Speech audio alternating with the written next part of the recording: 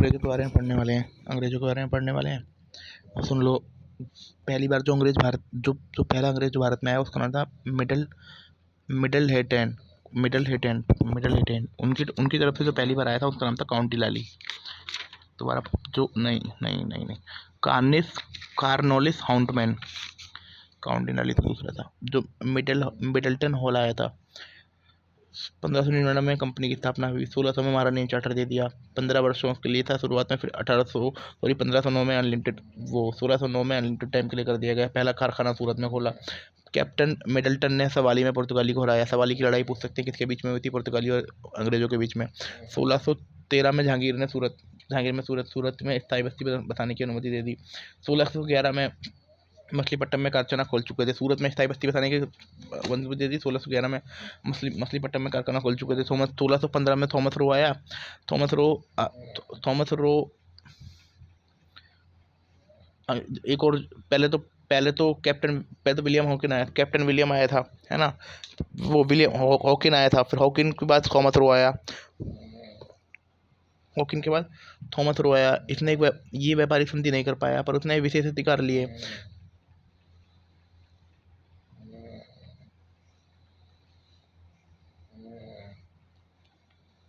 पहली जो किलेबंदी की थी ना, वो सूरत के किले की थी। ये आप अंग्रेजों ने पहली किलेबंदी सूरत के किले की थी। 1639 में इन्होंने मद्रास को वहाँ के राजा से लीज पे ले लिया।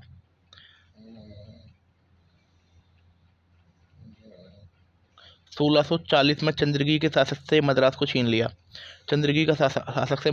लिया और वहाँ पर सेंट जॉर्ज किला बनवाया। 1661 में बॉम्बे दहेज में मिल गया, 10 पाउंड देना था। चंद्रगिरी से मद्रास आ गया और बॉम्बे आ गया दहेज में। 1600 अब जैसे 1530 में वो पुर्तगाली था, उस दिन नीनो दा कुना था, वो कोचिंग से गोवा लाया था ना। ऐसे ही ये अपना मुख्यालय सूरत से बम्बई लाए थे 1687 में। पहली बार हुगली में जो कारखाना स्थापित किया था वो 1651 में किया था। 1651 में किया था।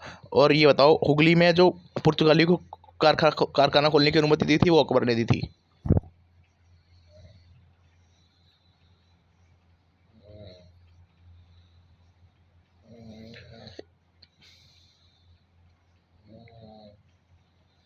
अब क्या हुआ, 1680 में ना औरंगजेब ने इन पर जजिया लगा दिया। परंतु उसके बाद उसने इन्हें बोला कि सूरत को छोड़कर तुम कहीं पे सीमा शुल्क रहित व्यापार कर लो। फिर औरंगजेब ने 1651 में एक निश्चित राशि के बदले चुंगी रहित व्यापार करने की अनुमति दी।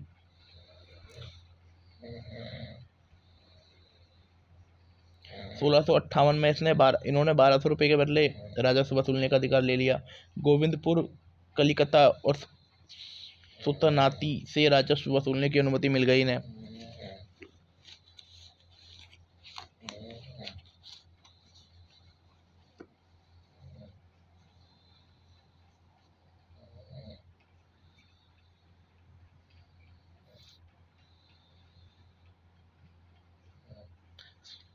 फिर उन्होंने 1700 में फोर्ट विलियम नामक किला खोला यहाँ पर। अब फरुखसियर का फरमान सुन लो, ये वेरी इंपॉर्टेंट है। 1717 में जॉन शेरमैन की अध्यक्षता में एक वो आया था तुम्हारा शिष्टमंडल आया था, जिसमें एक वैद्य था विलियम हैमिल्टन, है ना। और उसने फरुखसियर को ठीक कर दिया। फरमान मिल गया कि 1658 में जो औरंगजेब ने 3 गांवों के राजस्व वसूलने की अनुमति दी थी ना, गोविंदपुर, सुतनाती और कलिनाता, 1200 रुपये में। अब इन्होंने